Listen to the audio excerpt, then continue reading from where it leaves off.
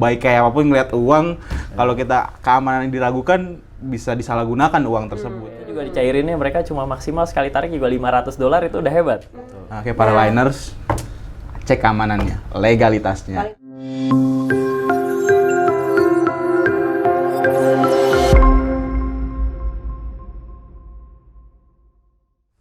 Halo Liners, welcome to Smart Trader Smart Move by Interliners.id.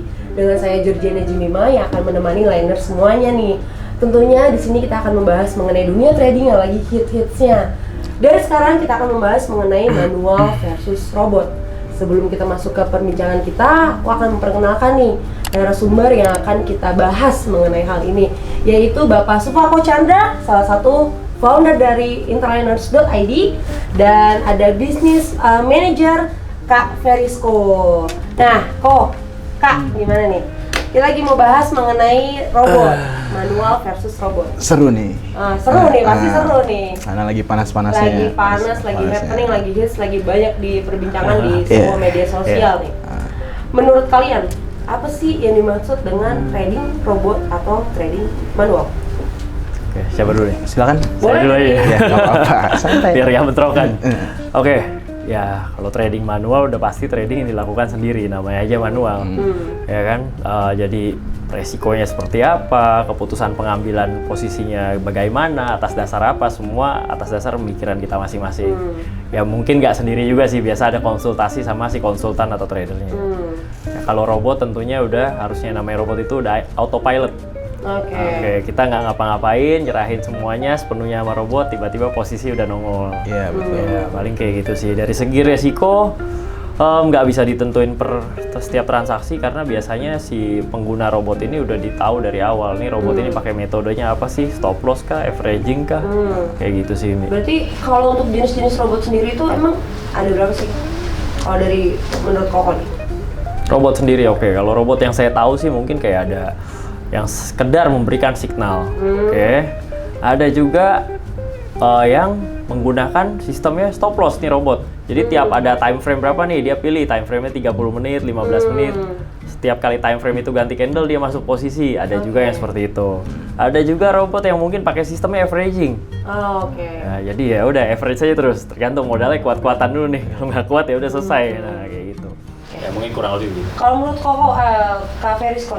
Kalau dari pengalaman rekan-rekan sendiri ya, yang dimana mostly mereka tuh bahkan ngerekomendasiin ke teman-teman, ke rekan-rekan yang dimana ini ada nih. Ini zaman belum jauh.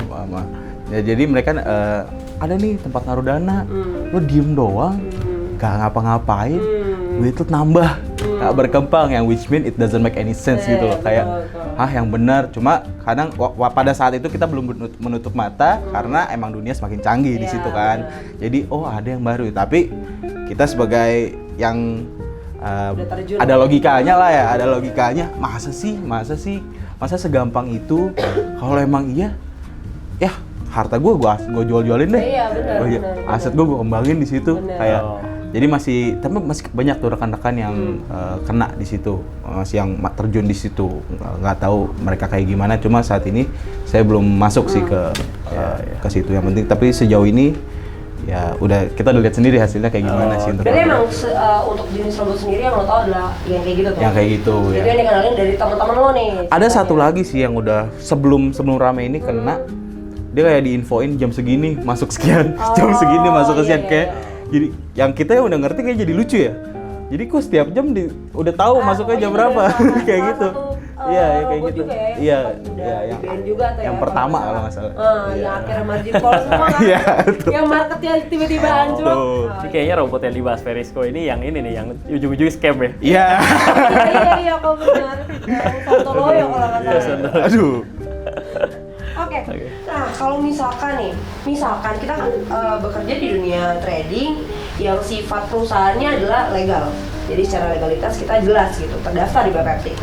Nah, robot ini kan memang lagi dikaji lah, bisa dibilang lagi dikaji kan. Lagi dikaji, apakah kalau menurut kita nih, apakah robot ini nextnya akan menjadi perusahaan yang legal atau dilegalkan di Indonesia? Oke, jadi ini terakhir nih ya, info yang saya baca sih di CNBC sendiri tanggal 15 April. itu emang Bapepti lagi mengkaji, lagi menggodok supaya nanti kemungkinan akan robot trading itu akan ada yang legal. Tapi tentunya harus memenuhi 3 kriteria. Yang pertama harus digunakan di pialang yang legal.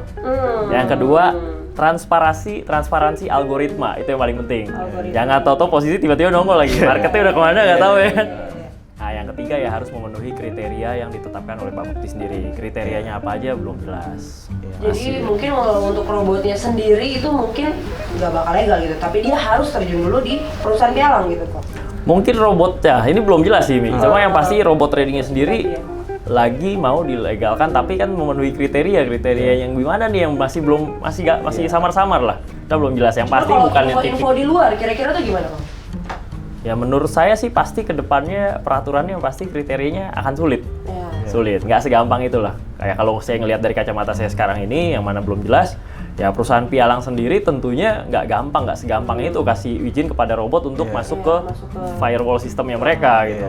Gitu. Nggak tahu kalau menurut Ferisco gimana? Ya sejauh ini belum ada mereka belum bisa memenuhi regulasi tersebut ya. Kan ada beberapa pihak dari robot yang mereka ini izinnya sedang diurus, lagi sedang diproses, tapi dari pihak pemerintahan, Kemendak atau pihak-pihak yang berlegalitas lah, mereka belum memberikan, belum memberikan izin apapun sebenarnya kepada mereka ini. Sempat punya nasabahnya yang kayak ngobrol lah kita waktu itu, mereka belum kena ban perusahaannya nih, salah satu perusahaan besar juga trading robot. Terus dia ngomong nih, kalau kamu join, kan aku nanya nih secara legalitas gimana nih kalau yang kayak gini, karena kan kalau perusahaan aku memang terdaftar di Bapepti gitu kan. Nah kalau mereka tuh bilangnya, oh kalau kita brokernya berlicense kok. Nah maksud berlicense tuh gimana sih kok? Mungkin liners di rumah kurang paham kali, maksudnya berlicense tuh seperti apa gitu. Oke, kalau gambarannya saya suka jelasin sama tim sih. Yang disebut berlicense, mungkin yang berlicense ini PT penyedia robotnya ya. Ya kayak PT-PT yang si penyedia robot ini kan menggunakan jasa pialang brokernya yang justru nggak ada yang license.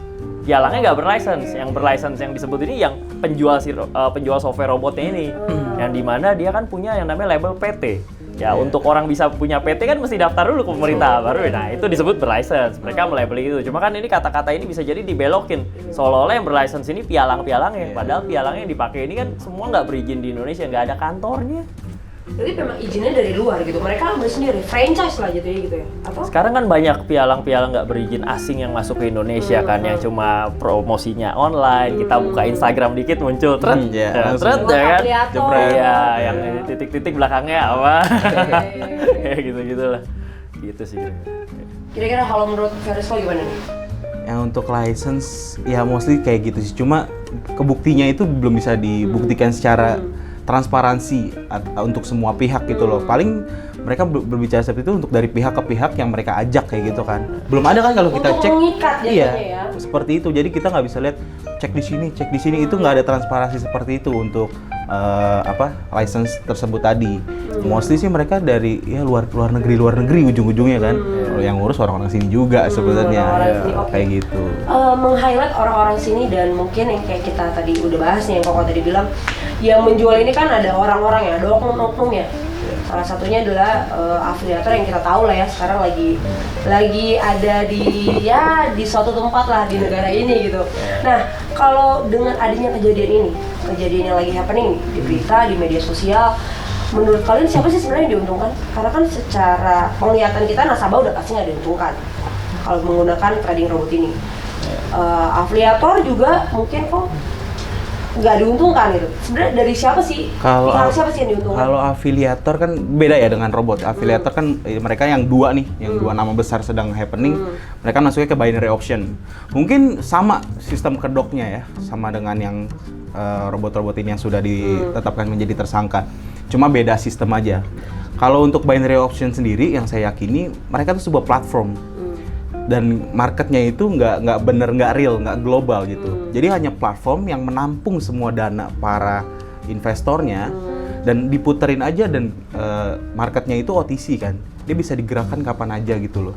Jadi kayak kita masuk market jebret dengan bid 10.000 misalkan, tapi keuntungannya cuma 86%. Jadi ketika kita ruginya 100%, ketika kita untung cuma 86%. Jadi kita analisis kita udah bener nih, dan itu jadi stopnya 2-5 menit ke depan. Kita pasang nge-buy misalkan. Dia nge-buy, kita udah bener, 1 detik pun dia bisa di loss cetek. Kayak gitu udah loss, hilang gitu. Siapa diuntungkan? Yang diuntungkan harusnya dari pihak itunya sendiri, dari pihak platform sama pihak afiliatornya yang dimana beredar 70-30 lah kayak gitulah. Iya. Jadi dari kerugian. Ya, kalau afiliator ini sendiri udah pasti diuntungkan ya, soalnya udah menikmati masa-masa hidup enak masa dan jayanya makmur mereka. ya berapa tahun. Iya. Ya mereka saya yakin juga udah bisa memprediksi lah kejadian yang mereka alami hari ini kok. Yang paling diuntungkan tentunya yang punya ya. Yang punya yang kita nggak tahu di mana dan katanya di luar negeri lah, di mana kek. Cuma kan udah ngantong duluan kan. Kalau duit udah ngantong logikanya ya siapa yang mau keluarin duit lagi? Ya mendingan lari aja sekalian kan. Gitu kira-kira. Cuma ya mungkin kita harus percayain lah sama aparat hukum di negara kita. Saya yakin kita juga akan bekerja semaksimal mungkin lah buat ngusut semua itu. Berarti kalau misalkan nih, aku sempat punya beberapa nasabah yang memang lagi kita olah dan dia kebetulan udah pernah main di trading robot gitu. Terus mereka bilang, yaudah deh nanti aku masuk di tempat kamu, tapi aku tungguin dulu nih duit dari tradingan ini bisa cair gitu. Nah menurut kita yang kita kan juga pasti dapat kabar kan dari beberapa teman mungkin yang ikut atau kerabat gitu yang ikut robot, mereka kan dapat informasi mengenai pencairan dana ini. Menurut kalian dana ini pasti bisa dicairkan atau enggak sih? Oke, kalau saya sih menurut saya enggak. Kemungkinannya itu kecil sekali karena yang update yang saya terakhir dapat juga yang saya dengar orang-orang yang bisa cairin itu duitnya yang masih kecil-kecil dan itu juga dicairinnya mereka cuma maksimal sekali tarik juga $500 itu udah hebat. Untuk melakukan penarikan selanjutnya bisa katanya, tapi harus tunggu yang pertama cair dulu. Yang pertama aja diproses gak cair-cair apalagi yang kedua. Cuma emang saya lihat jadi ada 2 tipe karakter ya. Yang masuknya kecil mereka kayak udah pasrah. Tapi yang masuknya gede kadang sampai miliaran mereka udah tetap pede percaya diri. Padahal sebenarnya duit mereka yang udah nggak bakal balik ya. Ya iyalah udah pasti. Teori harapan. Oke, berarti sebenarnya kalau kita nih sebagai financial consultant loh untuk nasabah-nasabah kita, sebaiknya kita jujur atau enggak sih? Oh jujur dong, kalau saya Kita jujur. Memberikan informasi yang informatif dan edukatif tentunya, tapi harus berdasarkan bukti. Dan fakta ya. Bukti dan fakta. Kalau saya kan mungkin buktinya ya saya harus tanya beberapa orang yang memang ikut robot ini. Ya salah satu kebetulan saya ada saudara sendiri. Jadi kalau ada nasabah tanya, kadang saya juga sebelum saya jawab dia, saya telepon dulu nih update. Oh ini mau dialihin deh ke Indodax lah, kemana ya kan jadi kripto lah ini itu. Tapi prosesnya udah belum. Oh nanti terus mundur terus. Baru saya kasih tahu infonya. Nah mungkin Koko juga banyak ketemu kali ya orang-orang kayak gitu. Banyak mereka. Teman-teman lo yang kemarin nih yang Iya, mereka kayak sebelum ini deh, sebelum yang awal-awal masih ditangkap. Kita post ya, ini hati-hati di Instagram. Kadang kayak, kok lo nggak support sih gini. Kan pemerintah yang ngomong, bukan gua. Saya cuma nyebarin doang. Itu yang lucu. Saya nggak tahu mereka ke brainwash-nya tuh seperti apa dalam penyampaian informasi perihal investasi ini seperti apa yang dimana kita tahu investasi tuh yang paling penting kita harus cek legalitasnya dulu, keamanan, securities. Kita kan ngomongin tentang uang di sini. Betul. Kita ya orang mau baik kayak apapun ngeliat uang, kalau kita keamanan yang diragukan bisa disalahgunakan uang tersebut. Jadi kayak gitu sih. Makanya kita nggak tahu itu para pengguna robot ini mereka pemahamannya seperti apa. Ada pepatah mereka nih, Mi, yang mereka suka kasih perumpamaan. Mungkin kayaknya satu grup ini semuanya sama nih grup. Ya, ini ibaratnya satu jalan, ada lampu merah katanya. Ada mobil, motor gede ini itu. Yang mana yang kasih lewat dulu? Yang motor dulu dong. Oh iya, tapi nggak tahu depannya jalan buntu sebenarnya. Bukan dari jalan lain. jadi emang berarti kalau dari pepatah itu melogikakan bahwa ya udah yang kecil-kecil dulu nih yang masuk. Karena kalau yang gede udah masuk semuanya dijeblosin satu lubang yang sama. Yang bikin prihatin tuh ada beberapa, misalkan kayak asisten rumah tangga. Tukang taksi. Ini saya kerja puluhan tahun. Saya kerja puluhan tahun buat obatin suami saya yang sakit keras. Saya berharap bisa dilipat gandain. Ternyata baru masuk udah selesai. Itu kan kita nggak bisa bantu juga nggak bisa.